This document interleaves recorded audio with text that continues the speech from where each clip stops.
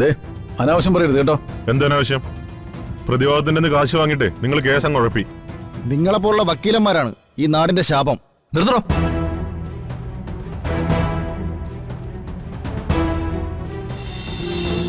എന്തു പറ്റി? യൂണിഫോം പോലും മാറിയിട്ടില്ലല്ലോ. ആഹാ, പാലും കുടിച്ചിട്ടില്ല.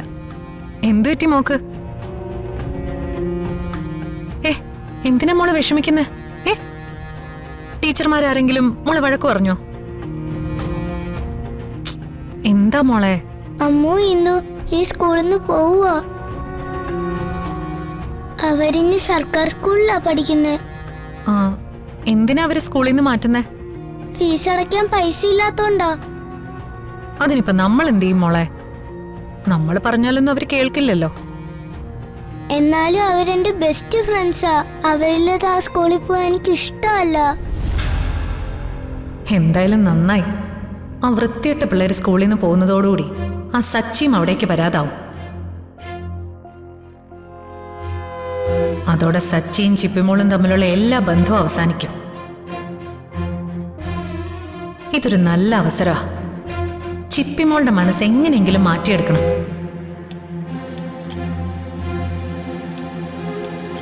മോളെ, സ്കൂൾ ഫീസ് അടയ്ക്കാൻ അവർക്ക് പൈസ ഇല്ലാഞ്ഞിട്ടൊന്നുമല്ല, വേണ്ടെന്ന് വെച്ചിട്ടാ. ഇനി അഥവാ ഫീസ് വേണമെങ്കിൽ നമ്മളോട് ചോദിച്ചാ പോരെ? നമ്മൾ കൊടുക്കില്ലേ? ഇതാ സച്ചി മനഃപൂർവ്വം ചെയ്യുന്നതാ. അതെന്തിനാ? അല്ല, ആ കുട്ടികൾ നല്ല സ്കൂളിൽ പഠിക്കുന്നത് സച്ചിക്ക് ഇഷ്ടമല്ല. എല്ലാ വർഷവും ഫീസ് കൊടുക്കണ്ടേ, യൂണിഫോം വാങ്ങണ്ടേ? സർക്കാർ സ്കൂളിലാവുമ്പോ കാശൊന്നും ചെലവാവത്തില്ലല്ലോ, ഫീസ് കൊടുക്കുകയും വേണ്ട. ആണോ? അതെന്നെ. മോള് വിചാരിക്കുന്നത് പോലെ ആ സച്ചി ഇത്ര നല്ല ആളൊന്നുമല്ല. പിന്നെ മോളുടെ കൂട്ടുകാരിയുടെ അച്ഛനായതുകൊണ്ടും മോൾക്ക് അയാളോട് ഇഷ്ടമുള്ളതുകൊണ്ടും അമ്മ ഒന്നും പറഞ്ഞിട്ടില്ലെന്നേ ഉള്ളൂ. സത്യമാണോ അമ്മേ? സത്യം.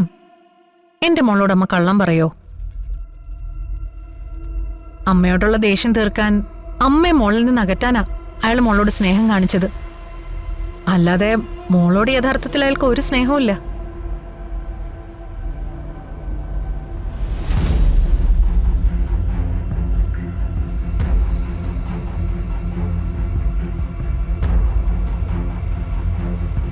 സച്ചിങ്ങളെ, സച്ചിങ്ങളെ,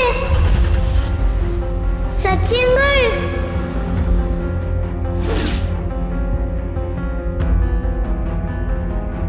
സച്ചിങ്ങളിനോട് ഞാൻ ഇനി മിണ്ടില്ല. മോൾക്ക് കൂട്ടുകാരെ കാണണമെന്നുള്ളപ്പോ അമ്മ കൊണ്ടുപോയി കാണിക്കാം. പക്ഷെ സച്ചിയോട് ഇനി മിണ്ടരുത്.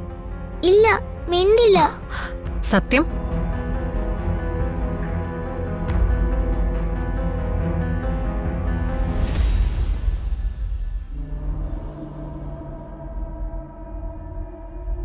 സത്യം.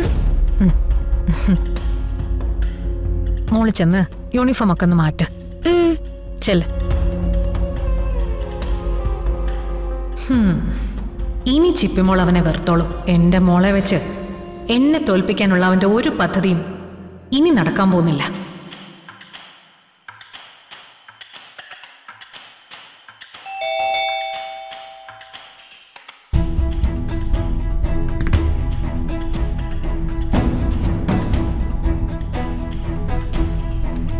ആരാ? ഗൂഗിൾ സാറിനൊന്ന് കാണാനാ. ഒരു കേസിന്റെ കാര്യം സംസാരിക്കാൻ. അകത്തേക്ക് വരൂ,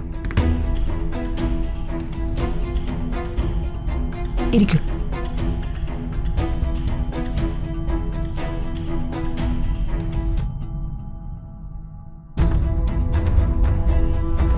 നിന്നെ കാണാൻ രണ്ടുപേര് വന്നിരിക്കുന്നു. കാണാനോ?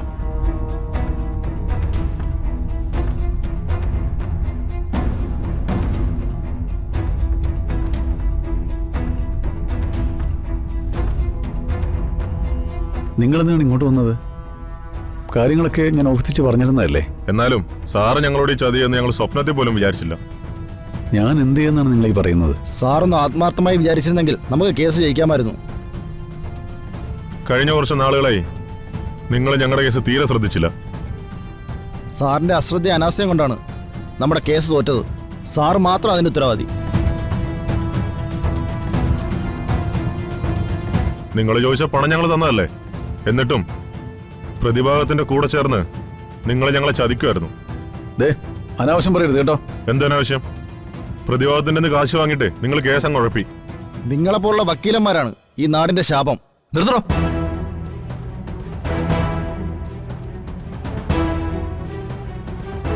മര്യാദയ്ക്ക് സംസാരിക്കണം. നിങ്ങൾ ആരോടാണ് സംസാരിക്കണം അറിയാമോ? അറിയാ സാറേ, ഞങ്ങളെ ചതിച്ച വക്കീലിനോട്.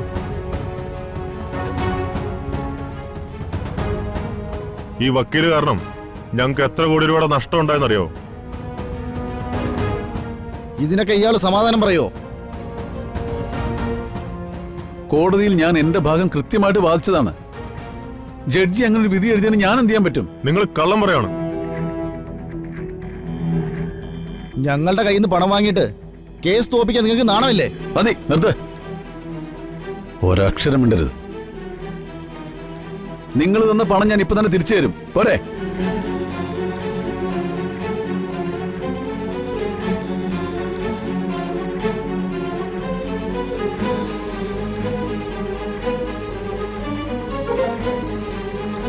നിങ്ങൾ തന്ന പണം ഞാൻ തിരിച്ചയച്ചിട്ടുണ്ട്.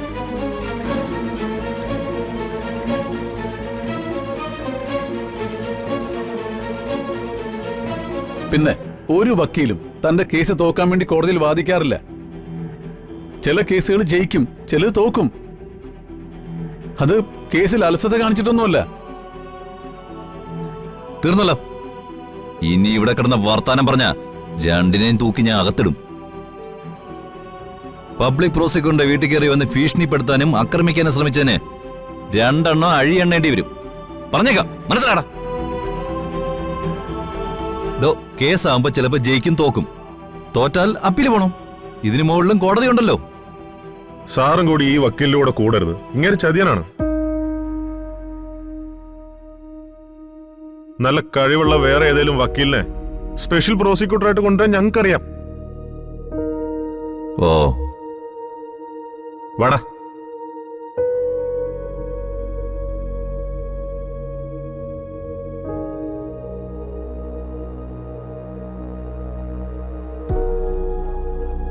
എന്താടാ ഇത്? കേസിന്റെ കാര്യത്തിൽ കുറച്ചുകൂടെ ഒന്ന് ശ്രദ്ധിക്കണ്ടേ? ഇന്നുവരെ ഇങ്ങനെ ആരും ഇവിടെ വന്ന് വഴക്കുണ്ടാക്കിയിട്ടില്ല. അമ്മയൊന്നും മിണ്ടാതിരിക്കുന്നുണ്ടോ?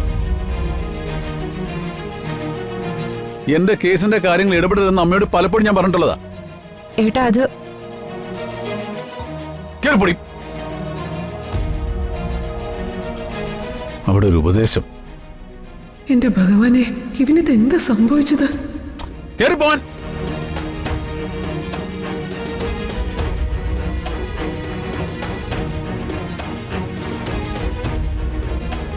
സത്യത്തിൽ ആളിനെന്താ പറ്റിയേ?